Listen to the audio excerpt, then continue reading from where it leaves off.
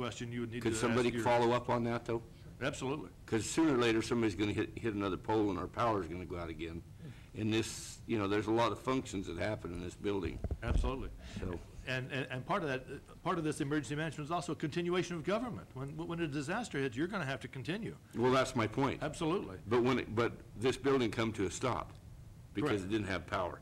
Correct. And we planned, we got the generator and everything. Mm-hmm. And there's just this little link of the wiring is not integrated to run this building. So Yep. the generator's sitting out there and everything. So that needs to be followed up on. Excellent. Yes, we will. To let you know about that, the EOC, the Emergency Operations Center that's located on the Sheriff's Training Center, is completely isolated. We have emergency power there, that everything in the building will operate on emergency power, and we have backup systems for that. So that's where I'm going to be. That's where the management team for the emergency is going to be. But you're correct. You need to have a continuation of government, and this building would need to be have power. Any other questions or comments? Okay. On page 7, I'd like you to call your attention to the schematic at the top of the page. This really lays out how the system of information works. The incident happens at the field level. That's the incident commander. That's the fire in the woods. That's the earthquake, the building collapse in Willits due to an earthquake. That's the field level. Local government level EOC would be one of the city's EOCs, Fort Bragg and Willits and the city of Ukiah, and to a much less degree the city of Point Arena, have emergency managers in their cities to open up an EOC and to manage their local emergencies. They will be contacting me and getting into communication and coordination with me at the operational area. That's what Mendocino County is one of 57 operational areas. I think that's 57. These are each of the counties. Each of the counties in California are an operational area. The regional level, I have 2 regional representatives. This is the region for the coastal region of California Emergency Management Agency. And that's Memory McIntyre and Roger Sigdermans. They're here from Oakland today to hear my presentation, and I'm kind of going to give them a tour of what we are doing here in Mendocino County, because they are my representatives. These are the people I'm going to be communicating with. These are the ones that Tom will be communicating with at the state level to making resource requests to handle this disaster. And then from region, they will be communicating with the state. The State Operations Center is in Sacramento, and from there it goes up to the federal government. So you can see that the management of information and resources is top to bottom, and the SIMS method is what is used to make that coordination take place.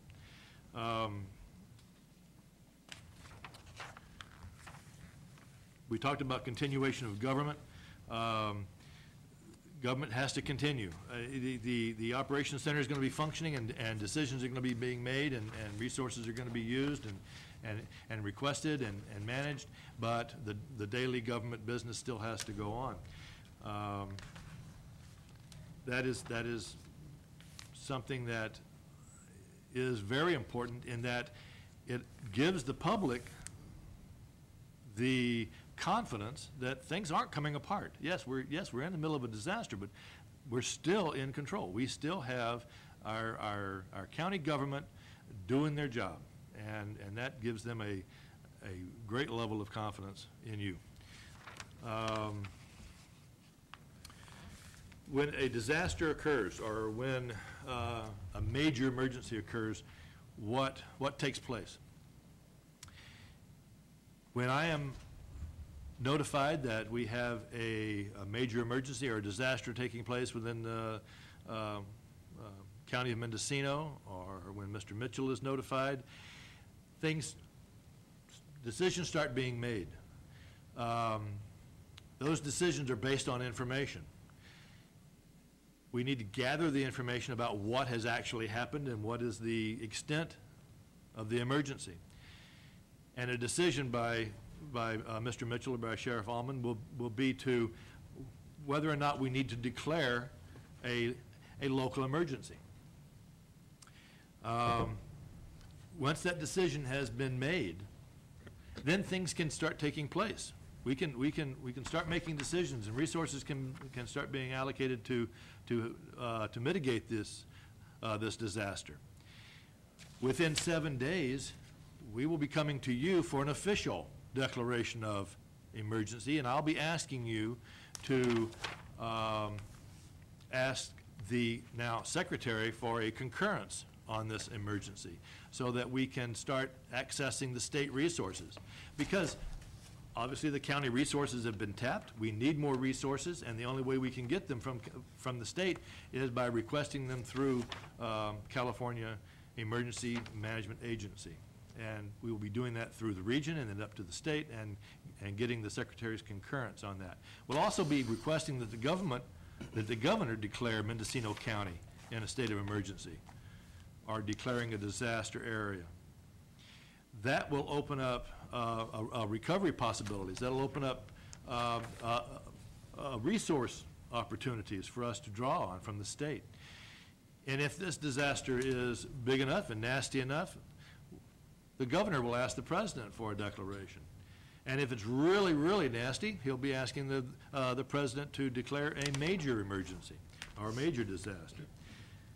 So after Mr. Mitchell or Sheriff Allman decide that there is an emergency exists here in the county, we're going to come to you and ask you to concur and to make these declarations.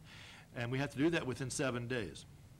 And then every 14 days after that, we'll need to come back to you and ask you to either continue this disaster declaration or call for its closure, for it to be declared over. So every 14 days, you'll need to revisit the issue of this disaster and the need for continuation. Do you have any questions about that process? Well, you guys are good. Well, you guys are easy.